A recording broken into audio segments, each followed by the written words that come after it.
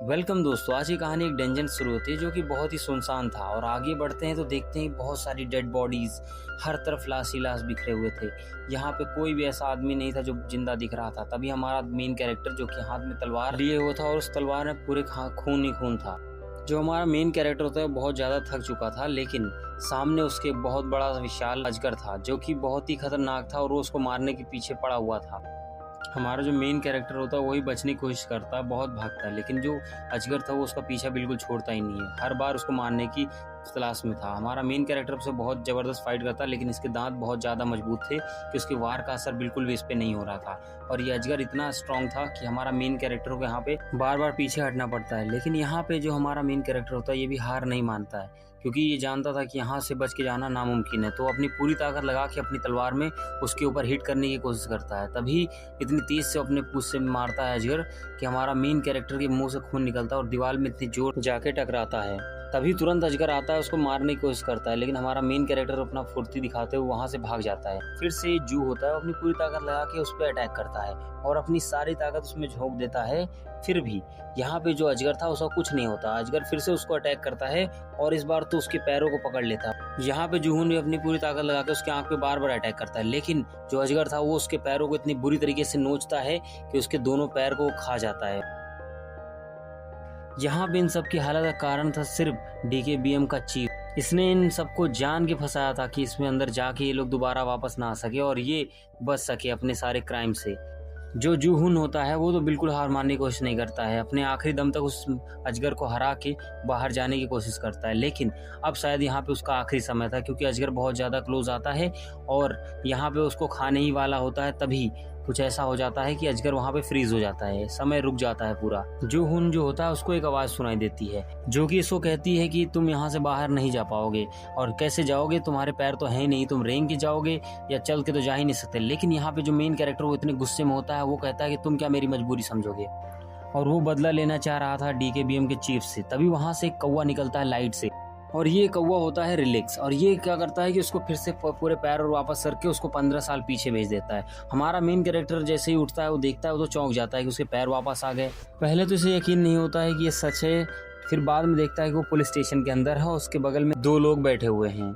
वहाँ पे जो पुलिस वाला होता है वो उससे उसकी आईडी मांगता है कि तुम अपनी आईडी दो, और बताता है कि 2025 का न्यू ईयर भी खराब जा रहा है। तभी हमारा मेन कैरेक्टर चौंक जाता है, क्योंकि वो 15 साल पीछे आ चुका था।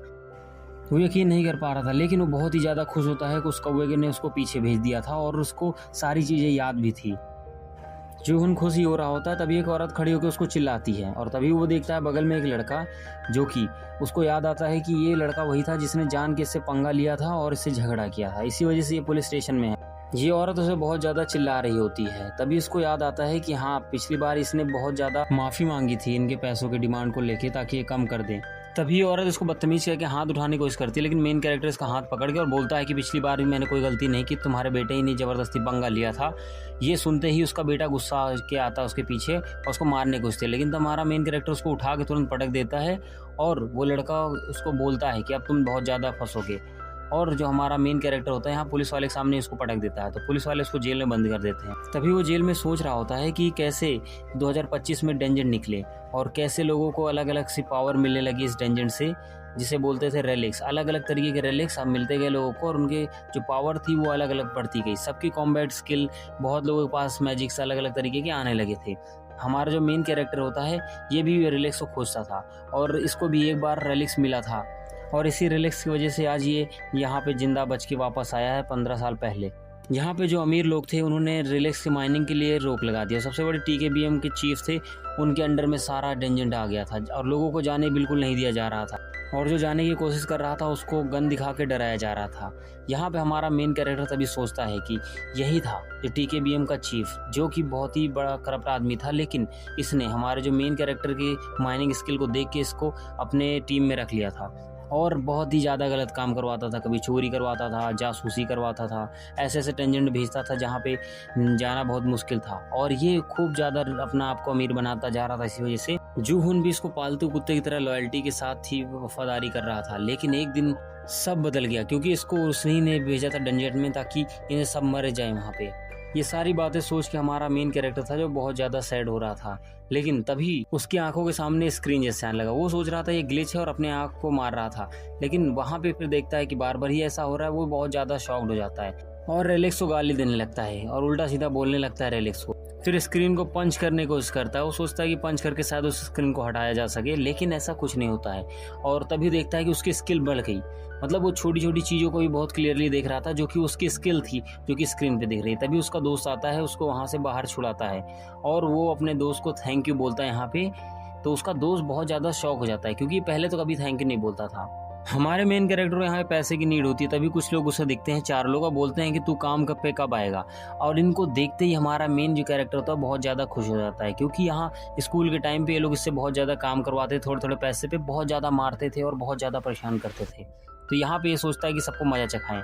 तभी उनमें से एक आता है, हमारे मेन कैरेक्टर का कान पकड़ता है और उसको तमाचे मारने की कोशिश करता है। फिर हमारा मेन कैरेक्टर उसको अच्छे से बजाता है और पीछे फेंक देता है। और ये देख के उन सब की तो फट जाती है। उनका जो मेन बॉस होता है वो गुस्से में आ जाता है। वो उसको मारने की कोशिश के लिए आगे बढ़ जाता है, लेकिन जो हुन भी था वो भी बिल्कुल कम नहीं था, क्योंकि इसको 15 साल की इसके पास यादें थी और वो अब पहले जैसा कमजोर भी नहीं था। तो यहाँ बॉस को बहुत बुरी तरीके से मारता है। यहाँ पे बॉस बिल्कुल चौंक जाता है, क्योंकि ये वही लड़का था जिसको पहले लोग परेशान करते थे। सब लोग एकदम डर के माहौल में रहते हैं, क्योंकि ये बंदा पहले जो कमजोर था अब इतना स्ट्रांग अचानक से हो गया था। तो सब डर के मारे थे। तभी बॉस क्या करता है, अपना चाकू निकाल लेता है। और ये जो चाकू होता है ये लोकल चाकू नहीं होता है, इस चाकू में पावर होती है। और ये हमारा मेन कैरेक्टर पहले तो देख के थोड़ा चौंक जाता है, लेकिन फिर सोचता है कि हाँ, पहले रेलिक्स लोगों के पास छुप छुप के रह रहे। तो इसे जान के हमारा मेन कैरेक्टर बहुत ज़्यादा खुश हो जाता है और तभी बॉस को मारने की कोशिश करता है।